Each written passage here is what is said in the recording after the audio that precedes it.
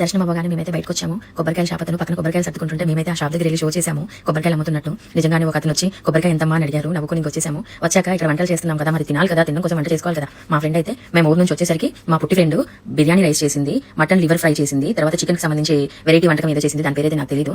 నాటుకోడి కర్రీ వండుతున్నారు పక్కన పెద్ద గిన్నెలో. చిన్న గిన్నెలో ఏమో నేను నాటుకోడి తినని అది నా కోసం మటన్ తెప్పించింది. మటన్ వండుతుంది. మటన్ లో జీలకర్ర వేయలేదు ఏంటి అని అడిగితే మటన్ లో జీలకర్ర వేసుకుంటారని, మా తెలంగాణలో అయితే జీలకర్ర వేరు అని చెప్పేసి చెప్తుంది.